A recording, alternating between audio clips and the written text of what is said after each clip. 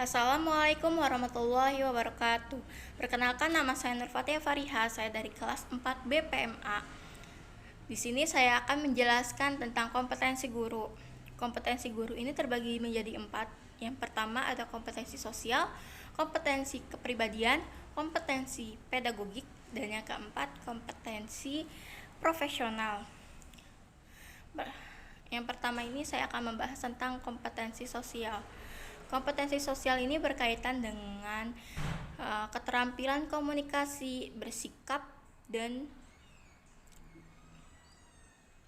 berinteraksi secara umum, baik dengan guru, baik dengan sesama guru, dengan murid, dengan para orang tua murid, ataupun dengan masyarakat sekitarnya.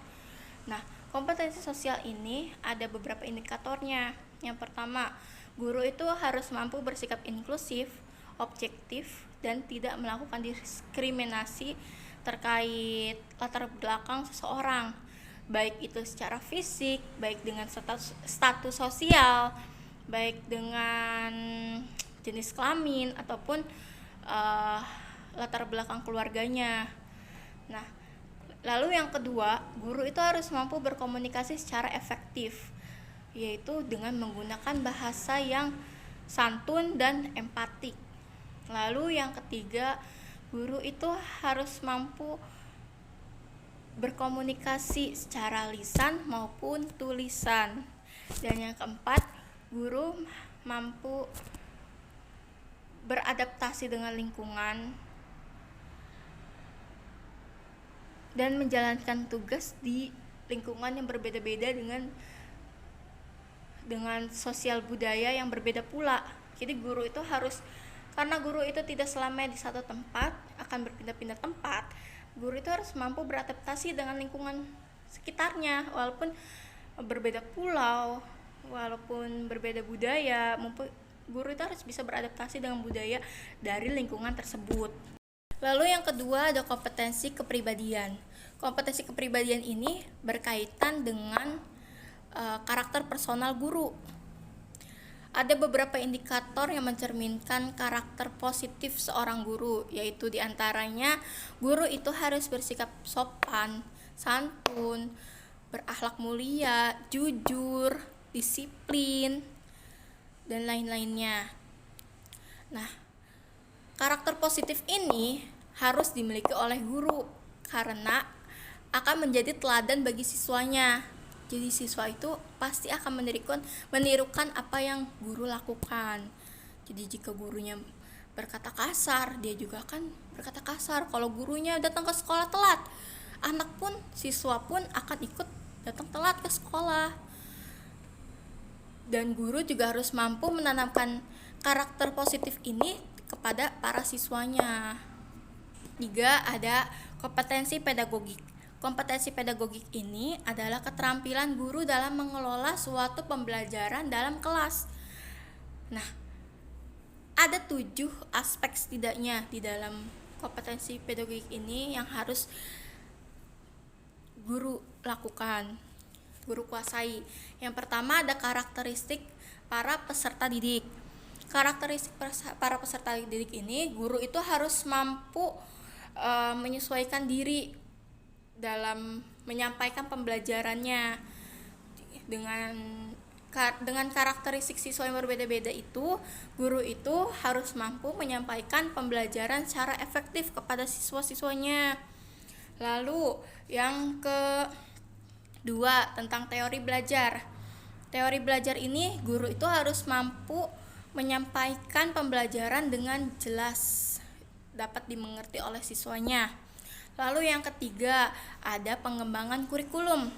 Pengembangan kurikulum ini, guru itu harus mampu menyusun silabus dan RPP sesuai dengan ketentuan sama kebutuhan.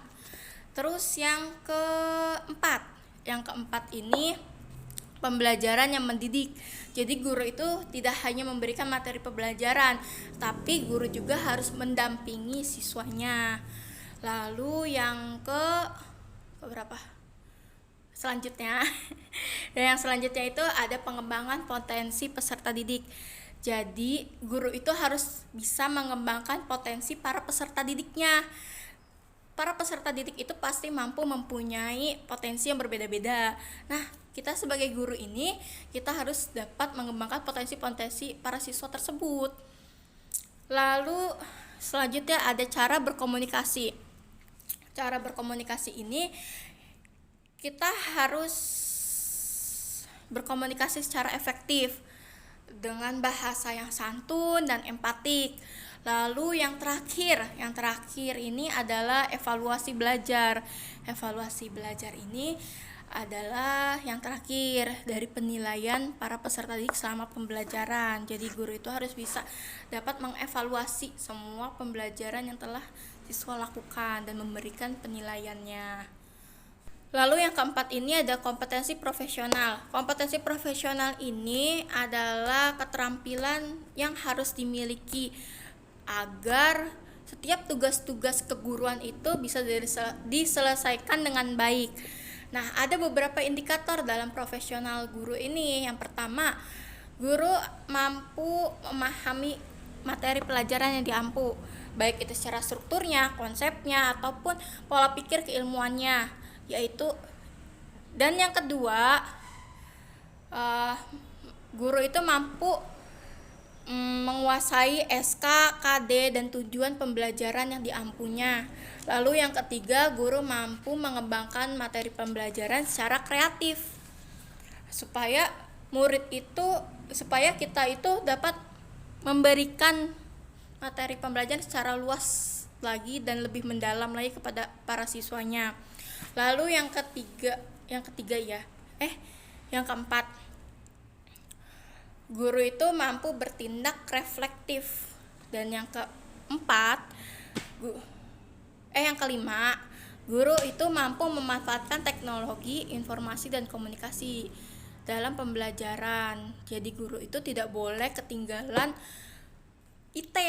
Jangan sampai kita ketinggalan zaman gitu atau kita gaptek. Jangan sampai seperti itu, karena semakin kesini pengembangan teknologi ini semakin bisa dimanfaatkan untuk media pembelajaran. Banyak media pembelajaran yang bisa kita pakai dari IT ini. Jadi jangan sampai guru itu